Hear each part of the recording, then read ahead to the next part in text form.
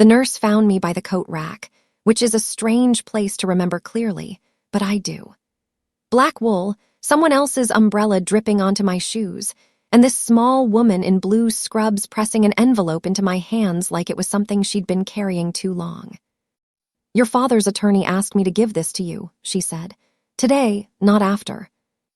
I want to tell you I opened it right there, but I didn't. I held it through the rest of the reception, through the sandwiches nobody ate, and the second round of casseroles arriving from women I hadn't seen since high school, through Aunt Carol's hand on my shoulder and her voice saying he's at peace now. Honey asterisk like peace was a place you could actually get to. I held it until I was alone in my father's driveway, sitting in my car with the engine off, and then I opened it. "Dear Ms. Calloway asterisk, in light of certain irregularities identified in a codicil executed on March 2nd, 6 days prior to your father's passing, I am obligated to inform you that our office has flagged this document for review before any distribution of the estate proceeds. Please contact me at your earliest convenience. Martin Voss-esque." I read it 4 times before the word irregularities stopped looking like a typo and started looking like a warning. My name is Reyna Calloway. I'm 31 years old, and 6 days before he died, my father signed away 70% of everything he owned to a woman none of us had met before his diagnosis. I didn't know that yet, sitting in the driveway. I only knew the word irregularities and the particular quiet of a house that no longer had him in it. This is the story of how I found out my father's last signature wasn't his at all, and what it took to prove it. My father was not a sentimental man, but he was a careful one, and if you'd asked me before any of this happened, I would have told you those were the same thing. Everett Calloway signed his name the same way for 40 years. E. Calloway, quick, slanted, the E almost collapsing into the C like he was in a hurry even when he wasn't. I'd watched him sign birthday cards, tax returns, the back of my prom photos, the title to my first car. Never once in my entire life had I seen him write out Everett James Calloway in full. He hated his middle name. He said his mother gave it to him to punish him for something she never explained, and he wasn't going to spend his whole life carrying her joke around. He was diagnosed with pancreatic cancer 10 months before he died. I remember the specific quality of light in the kitchen when he told me early evening, that orange slant through the window over the sink, and him sitting very straight in his chair like straightness could argue with a diagnosis. "I'm not going to fight this the way people fight things on television," he told me. "I'm going to be honest about it. I want you to be honest with me too." I moved back into the house 2 weeks later. I'd been living 40 minutes away, teaching high school biology, coming home on weekends. I took a leave of absence and moved into my childhood bedroom, and for the first 4 months, it was just the 2 of us, me, him, and a rotation of visiting nurses who came twice a week to check his numbers and adjust his medication. I want to be honest about this part, because the story doesn't work if I pretend those 4 months were purely noble. They were hard in ways nobody prepares you for. He was proud, and pride doesn't go quietly into illness. He didn't want help getting to the bathroom. He didn't want to be fed. He snapped at me more than once for reasons that had nothing to do with me, and I snapped back more than once for reasons that had nothing to do with him either. But underneath all of it, there was something I didn't have words for yet, a closeness that felt like it was compressing, like we were trying to fit a normal amount of years into a shrinking amount of time. He told me things during those months he'd never told me before. About my mother, who left when I was 6 and whom he never remarried after, not because he was still in love with her, but because, his words, "Some people only get one good try at it, and I already had mine with you." About his own father, a man who'd been distant in the specific cruel way of men who think distance is discipline. About the guilt he carried for not being softer with me when I was a teenager, grieving a mother who'd left, and a father who didn't know how to talk about grief out loud. "You're the only person who's ever really seen me," he said once, close to midnight, both of us too tired to sleep and too wired to pretend we would. "Don't let anyone tell you different later, whatever later looks like." I didn't understand at the time that he was trying to tell me something. I thought it was just illness talking, the strange honesty that comes when a person starts measuring time differently. 8 months in, his oncologist recommended a private caregiver, someone who could be there during the day while I picked up substitute teaching shifts to keep some income coming in, someone with actual medical training for the parts of caregiving that had started to outpace what I could safely manage alone. The hospice agency sent over 3 candidates. My father chose the second one after a 20-minute conversation, which should have struck me as fast, but didn't at the time. Her name was Denise Marsh. Denise was 52, soft-spoken, competent in the unshowy way of people who have done a hard job for a long time. She had references from 2 other families, both of whom I called and both of whom spoke well of her, though in the vague, professional way people speak of someone they worked alongside rather than someone they knew. For the first month, she was exactly what she appeared to be: punctual, gentle with him in a way that made the daily indignities of his illness feel less humiliating. She learned his habits fast, how he liked his tea, which pillow he needed under his knees, the specific radio station he wanted on low in the mornings. I was grateful. I told her so more than once, in the sincere way you thank someone who's making an impossible situation slightly less impossible. It's hard to say exactly when it started shifting, because it didn't happen in a single moment I could point to later and say that was the turn. It happened the way most erosion happens, a little at a time, disguised as something reasonable. It started with the visits.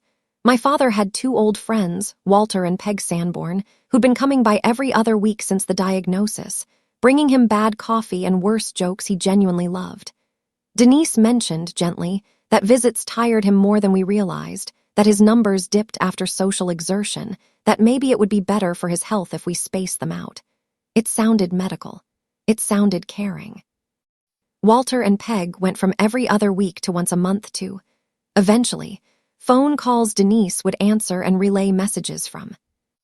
Then it was the phone.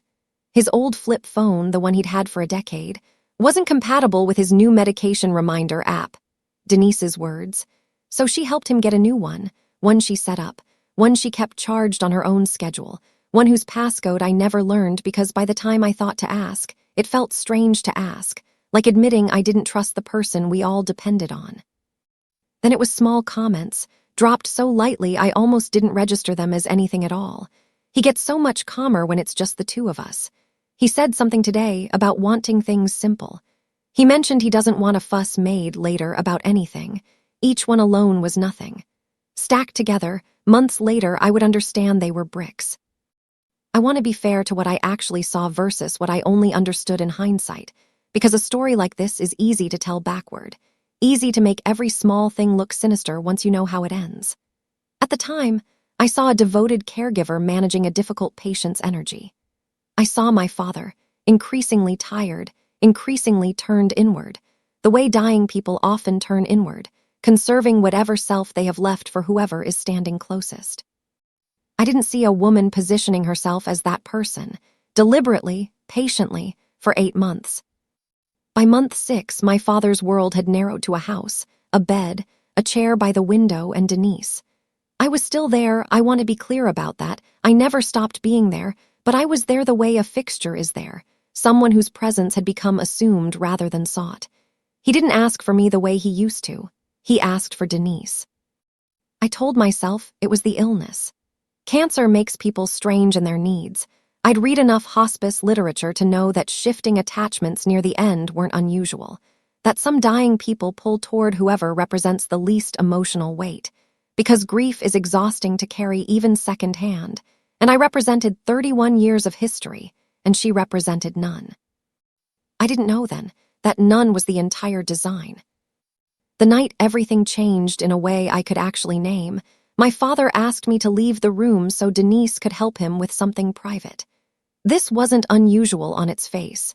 There were bathroom matters, medical matters, things that required privacy and had for months. But this time, when I came back 40 minutes later to check on him, I found Denise sitting at the small desk in the corner of his room, a manila folder open in front of her, and my father's newer phone propped against a water glass, recording something.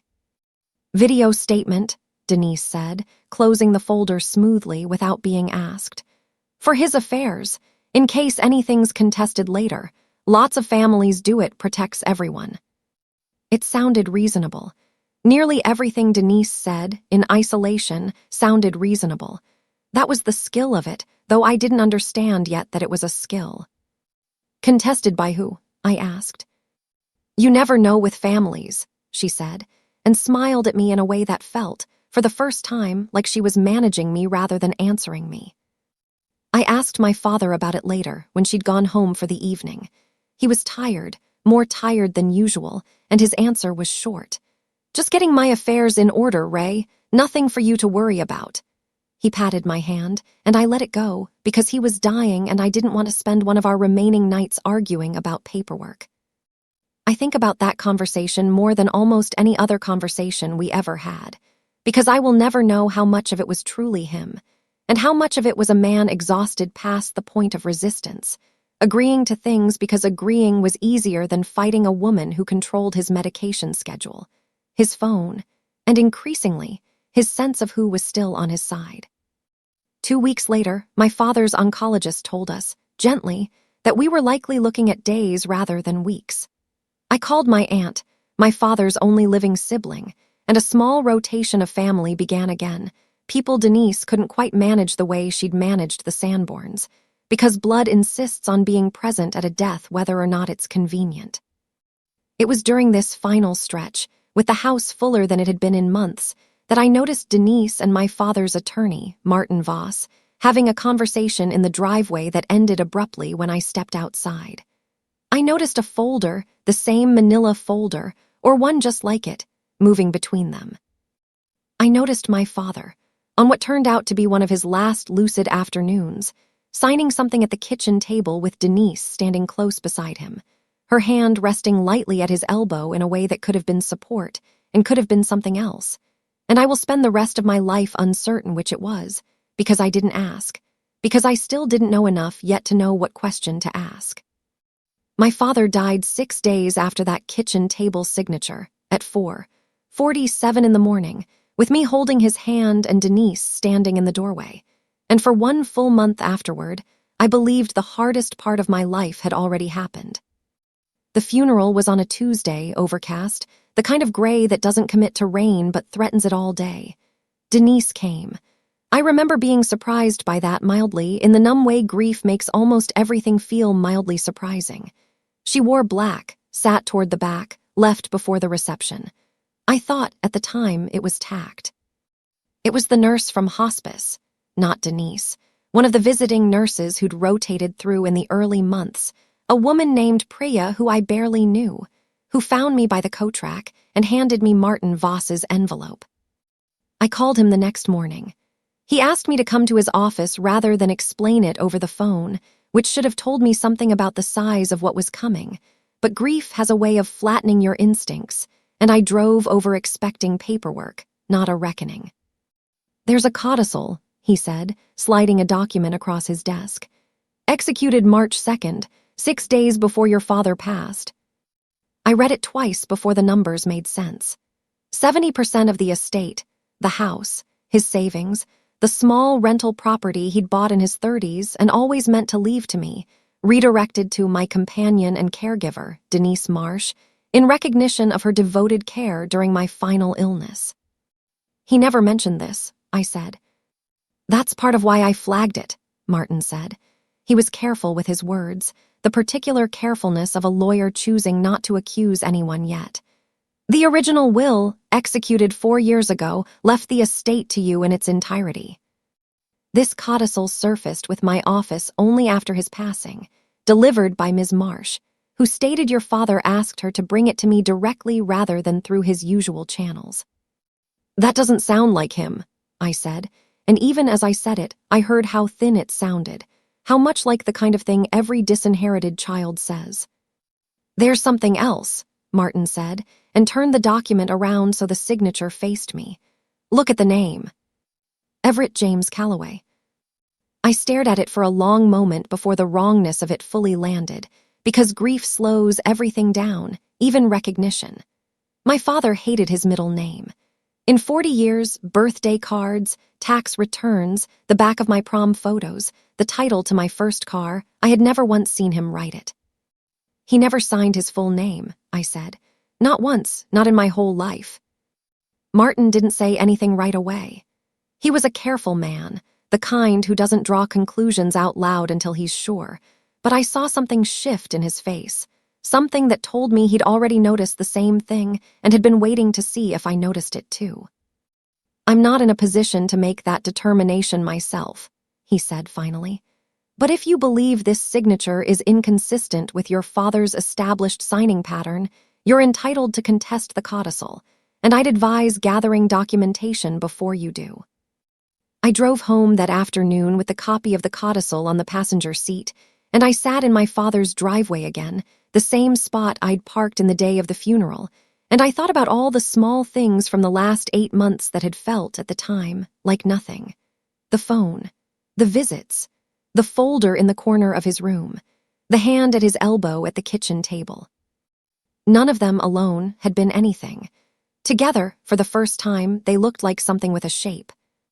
I went inside, and I started pulling every document my father had ever signed that I could find: birthday cards from my childhood bedroom closet, tax returns from the filing cabinet in his study, canceled checks from a shoebox he'd never bothered to throw away, the title to my first car, still folded in the glove box of the very vehicle I was sitting in. I laid them all out on the kitchen table, where, 6 days before he died, he had signed a name he had spent 40 years refusing to write. I didn't know yet what it would take to prove what I already believed. But I knew, looking at that table full of his real signature, over and over, 40 years of E. Calloway staring back at me, that I wasn't going to let the last 6 days of his life be the ones that got to speak for him. Grief has a way of making you either useless or unnaturally efficient, and I became the second thing, because I didn't know how to survive being the first. I spent 3 days doing nothing but comparing signatures. I bought a magnifying loupe from a craft store, the kind you'd use for stamp collecting, and I sat at the kitchen table with every document I could find spread out in chronological order, going back to a birthday card he'd signed for me when I turned 9. E. Calloway, every time. The same collapsing E, the same impatient slant, the same slight upward hook at the end of the Y in his last name, like his pen was already thinking about the next thing he had to do. The codicil signature was different in ways that seemed obvious to me now, and that I worried would seem invisible to anyone else. The letters were more deliberate, less rushed. The pressure was even where his real signature always trailed off lighter toward the end, because by the time he got to the last few letters of any word, he was usually already done caring about it. Whoever signed Everett James Calloway had taken their time. My father never took his time signing anything in his life.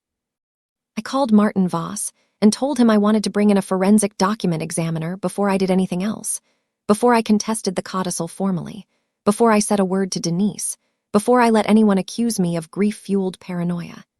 He gave me the name of a woman named Ruth Ackhaffer, a forensic examiner who'd testified in probate disputes across the state for over 20 years, and he told me something I've held on to since. Build the case before you raise your voice. A codicil doesn't get thrown out because a daughter is upset. It gets thrown out because the evidence says it should be. Ruth's office was small, unglamorous, lined with reference binders instead of the leather and brass I'd half expected. She listened to me for 20 minutes without interrupting, then asked to see everything I'd gathered. I watched her go quiet the way careful people go quiet when they're actually working rather than performing concern. "This is a good start," she said finally. "But I'll need more. Documents spanning as many years as possible, under as many different conditions as possible, tired, rushed, formal, casual. And I'll need the original codicil, not a copy, if your attorney can get it released for examination." It took another 6 weeks. Weeks of pulling records from the bank, from the county clerk's office where his property deed was filed, from a storage unit in his sister's garage that held boxes of paperwork going back to his 20s.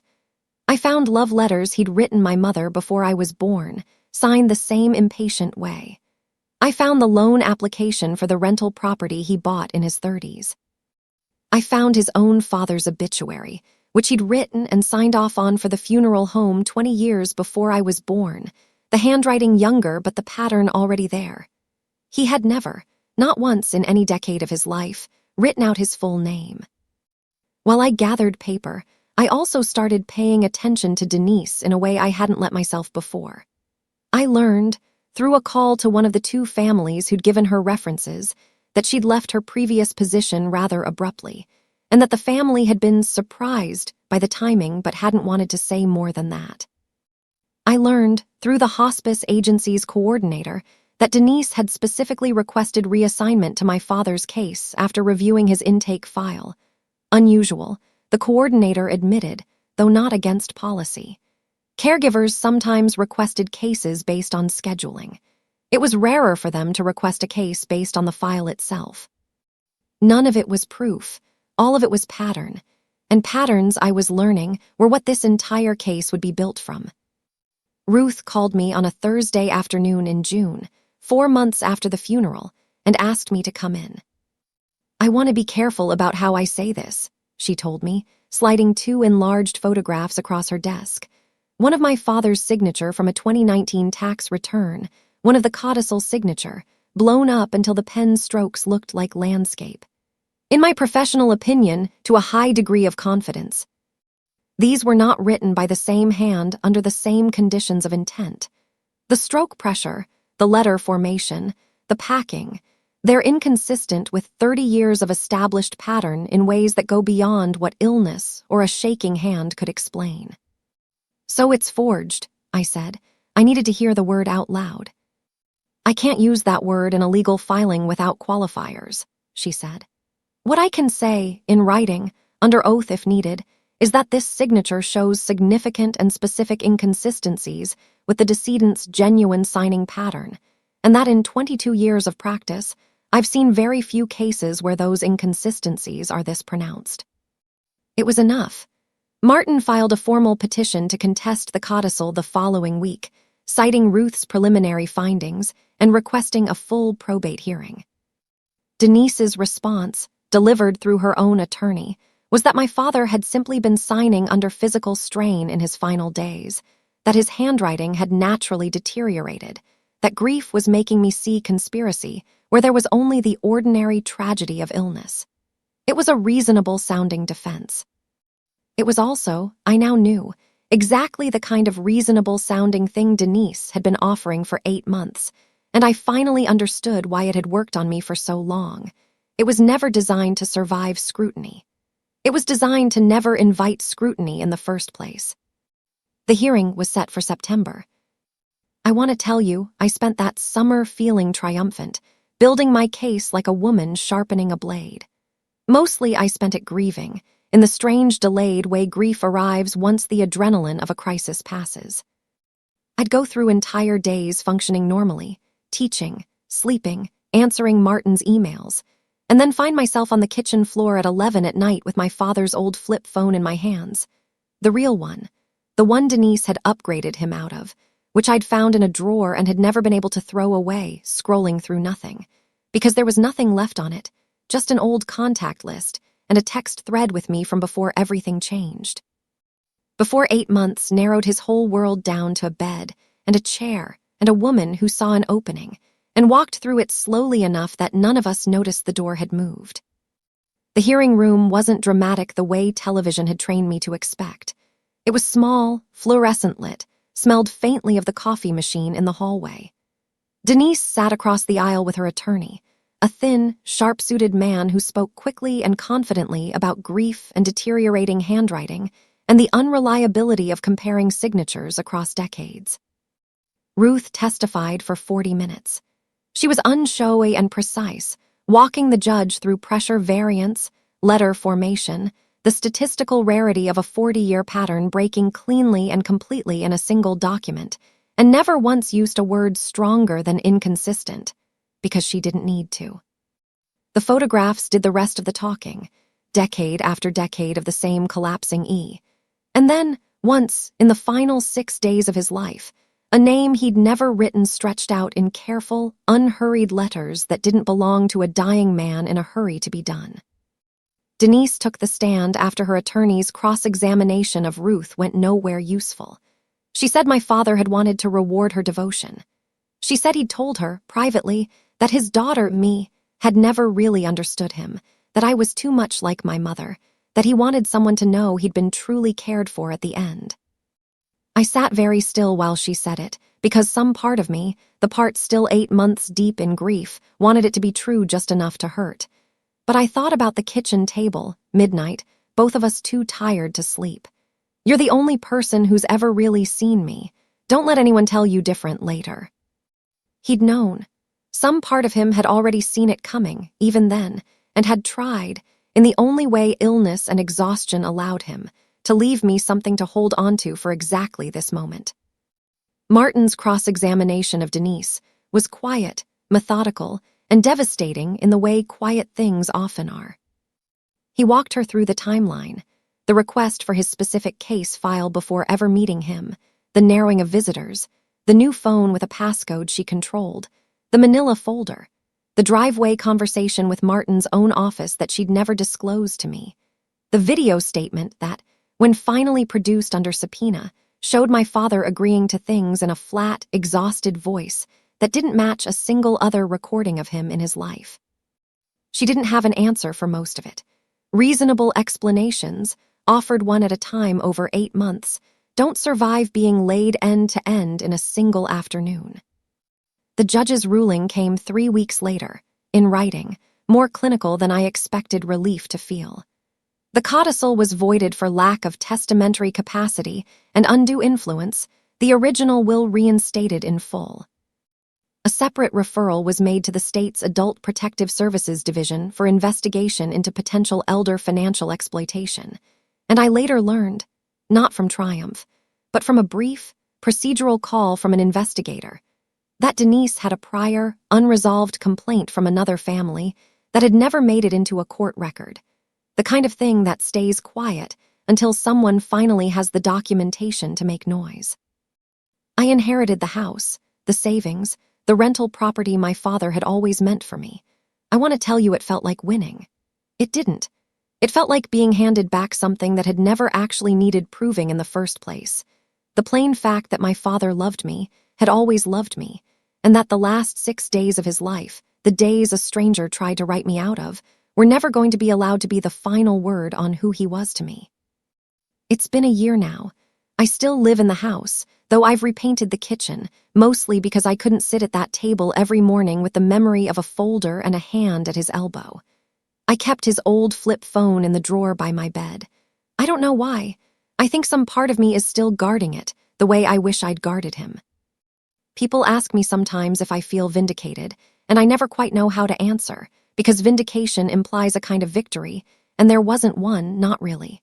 My father is still gone. No ruling brings him back to the kitchen table, straight-backed, arguing with a diagnosis. What the ruling gave me wasn't him.